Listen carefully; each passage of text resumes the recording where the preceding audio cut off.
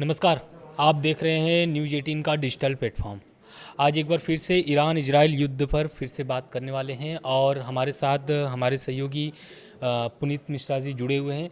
तो आज बात इस पर करेंगे कि जो ट्रंप का आज सुबह संबोधन हुआ है, पहली बार राष्ट्रपति डोनाल्ड ट्रंप ने अमेरिकी नागरिकों को संबोधित किया है और ऐसे समय पे किया है जिस समय ईरान की युद्ध इजराइल अमेरिका के साथ चल रही है। तो इस युद्ध को तो आज 35वां दिन हो गया है और इस 35वें दिन भी आप अगर देखिए तो ट्रंप ने बहुत बड़े बड़े दावे किए हैं। इस संबोधन में भी कहा है कि हम ईरान से जंग जीत चुके हैं, लेकिन उन्होंने पूर्ण नहीं बताया कि हम पूरी तरीके से जीत चुके हैं। हालांकि ये जो युद्ध चल रहा है इसको लेकर के बहुत सारे अभी अपडेट्स भी आए हैं। सीज फायर को लेकर के अब जो है कि रसिया सामने आ रही है, कुछ पेशकश किया है मध्यस्थता को लेकर के। और सबसे बड़ी खबर ये है कि स्टेट ऑफ हॉर्मुज, तो स्टेट ऑफ हॉर्मुज को लेकर के क्या खबर रहे हैं वो भी हम आपको आज बताएंगे। तो पहला खबर यही है कि जो आज जो राष्ट्रपति डोनाल्ड ट्रंप ने संबोधित किया है, तो उस संबोधन से आप क्या ऐसा लग रहा है कि सच में ईरान ने जीत चुके हैं या फिर अमेरिका जीत चुका है? क्योंकि एक तरफ ईरान इस संबोधन का मजाक भी उड़ाया एक पोस्ट करके। बिल्कुल देखिए, अमेरिका ये जंग जीत चुका है। ये ट्रंप ने शायद पहली बार तो नहीं बोला नहीं। और शायद क्यों लगा रहे हैं, ट्रंप ने कई बार बोला कि हम तो जंग जीत चुके हैं, ईरान ख़त्म हो चुका है। लेकिन सच्चाई क्या है? एक बात कि ईरान के साथ अभी भी जंग जारी है। दूसरी बात कि इस जंग में किन मकसदों को लेकर डोनाल्ड ट्रंप गए थे, क्या वो मकसद कामयाब हो गए? क्या वहाँ पर परमाणु एनरिचमेंट, यूरेनियम एनरिचमेंट की जो बात हो रही थी उसके ऊपर कोई बात बन गई? क्या ईरान को कहा था कि आप अपने प्रॉक्सीज को समर्थन नहीं करेंगे, क्या उसके ऊपर कोई डील बन गई? क्या आपने मिसाइल पावर को कंट्रोल करने की बात कही थी, उसको लेकर कुछ तय हो गया? क्या आपने ईरान में रिजीम चेंज करने की बात कही थी, तो क्या वो हो गया? आपने कौन सा लक्ष्य हासिल कर लिया और जनता को क्या बताना चाहते हैं? ट्रंप क्या कह रहे हैं? हैरानी की बात यह है कि ट्रंप ये कह रहे हैं कि अमेरिका की जनता अधीर है और अमेरिका, हम तो चाहते तो हम तो खूब सारा तेल इकट्ठा कर सकते थे, ईरान के तेल पर कब्जा कर सकते थे, लेकिन हमारे पास तेल पहले से बहुत मौजूद है, इसलिए हम ज्यादा उलझना नहीं चाहते। भाई, कौन सी जनता ने उनको ये बताया? जनता ने तो ये बताया कि आप ये जो जंग लड़ रहे हैं ये बेमायने की, बेमतलब की जंग है। जनता ने, अमेरिका की जनता ने बताया अपने प्रदर्शन के जरिए कि आप फालतू की जंग लड़ रहे हैं और अमेरिका नहीं चाहता इस जंग में शामिल होना। मतलब अमेरिका, मतलब अमेरिका के लोग। बिल्कुल। उनका संबोधन में लास्ट उन्होंने एक बयान भी दिया। उन्होंने ईरान युद्ध पर बयान दिया कि ये जो युद्ध चल रहा है लगभग अभी 2 से 3 हफ्ते लग सकते हैं।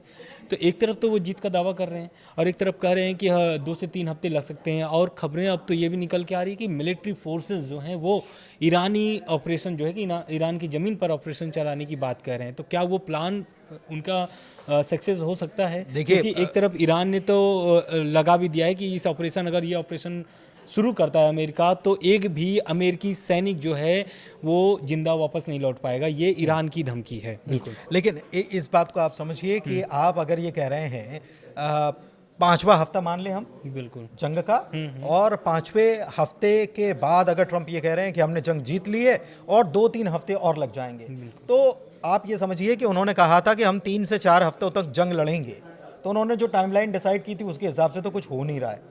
दूसरी बात कि आईआरजीसी पूरी तरीके से अपनी कमांड में है और वो लगातार हमले कर रही है। ग्राउंड ऑपरेशंस की या ग्राउंड फोर्सेस की बात की जाए तो ग्राउंड ऑपरेशन में बहुत बड़ी संख्या अमेरिका को चाहिए होगी ग्राउंड ऑपरेशन करने के लिए अपने सैनिकों की, क्योंकि फौज ईरान की बहुत बड़ी है। ग्राउंड फोर्सेस उनकी सबसे ज्यादा ताकत है, अभी वो दिखी नहीं है, तो इतना आसान नहीं है।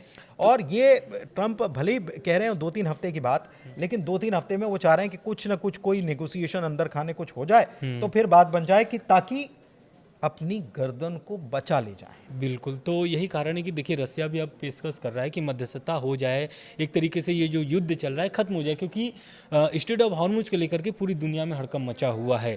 अब क्या ऐसी खबरें निकल के आ रही, क्योंकि पुतिन क्या चाहते हैं, क्या युद्ध को लेकर के उन्होंने पेशकश किया है? आनंद, पुतिन दरअसल खाड़ी देशों से संपर्क में है और वहाँ पर कुल मिलाकर तेल का मामला है कि वहाँ से तेल निकले और तेल निकल जाएगा और बिजनेस अगर नॉर्मल हो जाता है तो कोई दिक्कत वाली बात नहीं है। डोनाल्ड ट्रंप वैसे भी कह चुके हैं कि स्टेट ऑफ हॉर्मुज जो है वो अब हमारी जिम्मेदारी नहीं है, आप लोग निपटो। लेकिन टेंशन दूसरे मुल्कों की स्ट्रेट ऑफ हुर्मुज को लेकर के उतनी नज़र नहीं आती जितना कि ट्रंप ने उस वहाँ ईरान के ऊपर हमला करके और ईरान ने स्ट्रेट ऑफ हुर्मुज को बंद करके चीज़ों को बढ़ाया है। फर्स्ट ट्रंप गए थे, ईरान इसमें नहीं फंसा था। इस बात को समझना पड़ेगा हमको। दूसरी तरफ सबसे बड़ी बात क्या है कि बाकी मुल्क जो हैं उनको अपने अपने तरीके से निपटने के लिए कह दिया। ईरान ने क्या कहा? ईरान ने कहा कि जिन्होंने हम पर सैंक्शंस लगा रखे हैं उनको हम निकलने नहीं देंगे। पहले सैंक्शन से छूट मांग रहा है ईरान। दूसरी तरफ ईरान ने कहा कि जो इजराइल के जहाज़ हम यहाँ से निकलने नहीं देंगे, उसकी शर्त है। तीसरी तरफ उसने कहा है कि आपको टोल टैक्स चुकाना पड़ेगा। 3 चीज़ें उसने साफ कर दी हैं। अब इसमें जो मुल्क ईरान से नेगोशिएट कर पाएगा, जो बातचीत कर पाएगा, जो ईरान के हित में ईरान को लगेगा, तो फिर वो ईरान उस तरीके से नेगोशिएट उनके साथ कर भी लेगा। बिल्कुल। लेकिन इसमें अमेरिका का कहीं कोई रोल नज़र नहीं आ रहा है। तो इसके साथ साथ एक खबर ये भी निकल के आ रही है कि फ्रांस के राष्ट्रपति पर उन्होंने फिर से कोई ऐसा टिप्पणी किया है ट्रंप ने, क्योंकि देखिए जैसे पुतिन अभी अब बातचीत करने के लिए आगे बढ़ रहे हैं, सोच रहे हैं कि अब ये युद्ध खत्म हो जाए। 35 दिन हो गए युद्ध के, ईरान को भारी नुकसान भी हुआ है। ऐसा नहीं कि ईरान को नुकसान नहीं हुआ, ईरान को भारी नुकसान हुआ है, उनके बड़े लीडर्स मारे गए हैं। तो अब क्या फ्रांस भी पुतिन का भाषा बोलने लगे हैं या फिर वो भी चाहता है कि युद्ध हो? क्योंकि एक तरीके से बिल्कुल फ्रांस पुतिन की भाषा नहीं बोल रहा है। दरअसल मामला ये है कि नेटो को लेकर के डोनाल्ड ट्रंप ने जो टिप्पणियां की, और ये बात मतलब आप और आप याद करिए बीते साल जब हम चर्चा करते थे और डोनाल्ड ट्रंप आकर के बड़ी बातें जो करते थे कि मेक अमेरिका ग्रेट अगेन, तो सवाल ये उठता था कि शुरुआत में ही वो टैरिफ की बात करते थे, रेसिप्रोकल टैरिफ की बात करते थे, तमाम चीज़ों की बात करते थे। तो सवाल ये उठता था कि ये बड़बोले नेता हैं क्या? आप बड़े नेता दूसरे मुल्कों के राष्ट्राध्यक्ष अगर उनको बड़बोला कह रहे हैं तो इससे आप समझ लीजिए कि मामला कहाँ तक पहुँच गया। कल हमने बात की थी स्पेन की, वहाँ के राष्ट्रपति ने क्या कहा? उन्होंने कहा कि आप बेवकूफ़ नहीं बना सकते, हमको दोबारा नहीं बना सकते। आप इराक में ले गए थे, अब हम यहाँ पर नहीं आने वाले, ठीक है। दूसरी तरफ फ्रांस को लेकर या कीर स्टार्मर को, ब्रिटेन के पीएम को लेकर उन्होंने मजाक उड़ाया। अब फ्रांस के राष्ट्रपति जो हैं इमैनुअल मैक्रों, उनको लेकर उनका मजाक उड़ाया गया। और जब मजाक उड़ाया गया तो आपको एक इंसिडेंस याद होगा कि जब इमैनुअल मैक्रोन जब उतर रहे थे फ्लाइट से तो एक तस्वीर सामने आई थी उनकी पत्नी के साथ, कुछ उनकी, ठीक है, वो लम्हा था, वो बीत गया। लेकिन उसको लेकर एक राष्ट्राध्यक्ष होने के नाते, आप प्रेसिडेंट ऑफ अमेरिका हैं और आप उस चीज़ को याद करके आप उस मजाक उड़ा नहीं सकते हैं। बिल्कुल। और अगर आप उड़ा रहे हैं तो फिर आप क्या साबित कर रहे हैं? और इसी को लेकर देखिए यही होता है कि राष्ट्राध्यक्ष को किस तरीके की बातें करना चाहिए, ये भी अपने आप में एक एटिकेट्स हैं जी। और एटिकेट्स को सिखाने का काम कौन कर रहे हैं? यूरोप हमेशा से एटिकेट्स में संभल कर बात करता है। तो ये जब मैक्रोन से पूछा गया तो उन्होंने क्या कहा कि ट्रंप की टिप्पणियां ना तो शालीन हैं और ना ही उच्च स्तर की हैं या उस लेवल की हैं। जब वो ये कह रहे हैं तो आप समझिए कि अमेरिका की छवि को कितना डेंट पहुंच रहा है ट्रंप के बड़बोलेपन की तरफ से। ऐसा आकलन कई एक्सपर्ट्स भी कर रहे हैं। बिल्कुल। देखिए इसके साथ एक और खबर आ रही है। खबर ये है कि ईरान जो है लगातार हमला कर रहा है, 35वां दिन है और आज 40 मिनट में लगभग 11 अटैक हुए हैं इजराइल पर। और ये अटैक अब तक का सबसे बड़ा अटैक माना जा रहा है, क्योंकि 40 मिनट में 11 अटैक। और हम आपको बता दें कि इजराइल में अभी जो परिस्थितियां हैं, इजराइल में ऐसी परिस्थितियां हैं कि लोग 35 दिनों से लोग बंकर में छुपे हुए हैं। उनको मतलब बहुत तकलीफ से गुजरना पड़ रहा है। लेकिन क्या बेंजामिन नेतन्याहू इस शांति वार्ता को लेकर के कोई ऐसी टिप्पणी कर रहे हैं? क्योंकि देखिए उन्होंने तो जब सीज फायर का ऐलान किया था ट्रंप ने कि हम सीज फायर करना चाहते हैं, तो उस दरमियान नेतन्याहू का फ़ोन पर बात हुई थी ट्रंप से और उस बातचीत के बाद नेतन्याहू का बयान आता है, आईडीएफ विल डिसाइड, हम बिल्कुल हाँ हम डिसाइड करेंगे और इजराइल की सुरक्षा को देखते हुए लेबनान और ईरान पर हमला करते रहेंगे।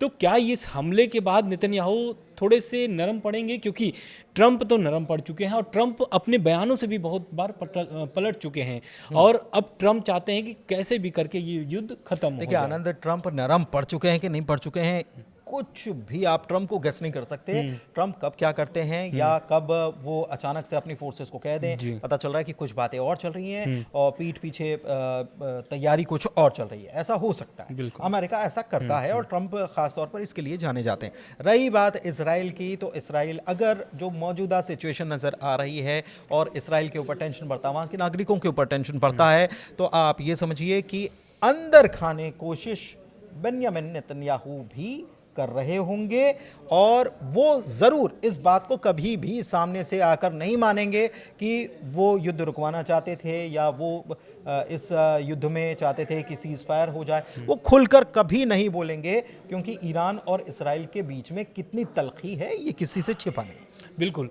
अब एक बड़ा क्वेश्चन ये है कि स्ट्रेट ऑफ हॉर्मुज तो बंद है, जहाज़ें वहाँ से गुजरना बंद हो गए हैं, अमेरिकी जो सहयोगी देश है या फिर अमेरिका का इसमें, लेकिन बाकी देशों को भी नुकसान हो रहा है क्योंकि बहुत एक तरीके से नुकसान हुआ है। चाहे अगर आप भारत की बात कर लें, पाकिस्तान की बात कर लें, फाइनेंशियली नुकसान हुआ तो है, सबको नुकसान हुआ है। तो स्ट्रेट ऑफ हॉर्मुज खुलवाने की जिम्मेदारी किसकी है? क्योंकि ट्रम्प का जो आज बयान आया है, उन्होंने कहा है कि अमेरिकी सहयोगी देशों का ये जिम्मेदारी है कि वो स्ट्रेट ऑफ हॉर्मुज को खुलवाएं। नहीं तो वही बात है ना कि ये तय कौन करेगा? ये ट्रम्प भले ही कह दें, ट्रम्प कह रहे हैं कि हम तो पीछे हट रहे हैं, हम इसमें पार्टी नहीं है। कुल मिलाकर आप समझिए कि ट्रम्प कह रहे हैं कि हम इसमें पार्टी नहीं है। बिल्कुल। तो बाकी मुल्कों की जिम्मेदारी, अब बाकी मुल्क साथ में आएंगे नहीं आएंगे। कुल मिलाकर मामला ये है कि अब जिसको भी सेट करना है वो ईरान को सेट करे, बातचीत करे और वहां से निकले। कुल मिलाकर ये बात। बिल्कुल बिल्कुल। और रही बात स्ट्रेट ऑफ हॉर्मुज को खोलने की, तो बंद ईरान भी ये कह रहा है कि हमने बंद नहीं किया था। बंद किसके लिए है? इजराइल के लिए, जहाज़ों के लिए परमानेंट बैन है, उसको पास नहीं होने देंगे। इसके अलावा टोल टैक्स लगेगा, सैंक्शन लगाने वाले देश के जहाज़ों पर भी रोक लगा दी गई है। तो वहाँ डील हो जाएगी तो चीज़ें नॉर्मल हो जाएंगी, ईरान का ये कहना है। अब देखना होगा कि ये मुल्क ईरान से, मतलब सबका अब ये पर्सनल हो चुका है। अब किसी एक का सांगठनिक रूप से कोई डिसीजन नहीं होगा, अब पर्सनल हो चुका है कि सब अपनी अपनी बात कर ले। एक ट्रम्प का और बड़ा बयान आया है और स्ट्रेट ऑफ हॉर्मुज को ही लेकर के आया है। उन्होंने कहा है कि जिसको स्ट्रेट ऑफ हॉर्मुज से बहुत ज़रूरत है, जल्दीबाजी है अगर आपको तेल खरीदने की, तो आप अमेरिका से तेल खरीदिए। मैं उनका बयान कोट कर रहा हूँ। वो कह रहे हैं कि दुनिया जिन देशों को स्ट्रेट ऑफ हॉर्मुज की बहुत ज़्यादा ज़रूरत है, उस रास्ते को बहुत ज़्यादा ज़रूरत है, तो वो इस मार्ग को बहुत ज़्यादा तवज्जो न दें। अगर आपको तेल चाहिए तो आप अमेरिका आइए, अमेरिका से तेल खरीदिए। मतलब उनका ये बयान। ट्रम्प है बिजनेसमैन, बात उसी तरीके की करते हैं, लेकिन आप कुल मिलाकर बात घुमा रहे हैं। वो आप समझिए स्ट्रेट ऑफ हॉर्मुज जो है वो कोई तेल का समंदर नहीं है कि वहां से तेल भरकर कोई ले जा रहा है। वो तो एक रास्ता है, वो तो एक रास्ता है। स्ट्रेट ऑफ हॉर्मुज एक रास्ता है तेल के निकलने का। और आप सिंपल बात में समझे तो एक शॉर्टकट है जी। अमेरिका से तेल लाएंगे कितना महंगा पड़ेगा, सीधा हिसाब। बिल्कुल। तो ईरान युद्ध जिस तरीके से अभी जारी है, ईरान लगातार हमला कर रहा है और आईआरजीसी, जैसा कि हम लोगों ने कल बात किया कि जो भी अब डिसीजन ले रहा है ईरान की तरफ से, तो वो है आईआरजीसी। तो अब आईआरजीसी क्या इस युद्ध को, क्योंकि देखिए अब्बास अराक्ची का बयान कल आया हुआ था कि वो कह रहे थे कि हम 6 महीने युद्ध को खींच सकते हैं, और उधर ट्रम्प दावा कर रहे हैं कि हम 2 से 3 हफ्ते में युद्ध खत्म कर देंगे। पुतिन प्रयास कर रहे हैं कि युद्ध मध्यस्थता करके खत्म कर दिया जाए। तुर्की भी, पाकिस्तान भी, बाकी सारे देश भी तैयार हैं कि भाई मध्यस्थता करके खत्म कर लें। लेकिन युद्ध जो है कि ईरान मानने के लिए तैयार नहीं है। ईरान लगातार हमला कर रहा है। ईरान का अगला क्या कदम होगा अगर सीज फायर होता है तो?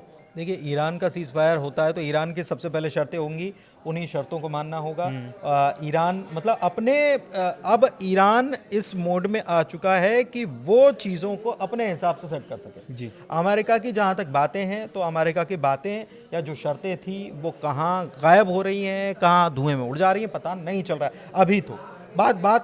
ये बात ध्यान रखिए कि जो शर्तें हैं उनको अमेरिका बार बार दोहराता रहेगा आगे भविष्य में भी। बिल्कुल। अब उसके बीच का रास्ता निकालना है, लेकिन ईरान की कोशिश ये है कि अमेरिका दोबारा उसकी ज़मीन पर देखे भी ना।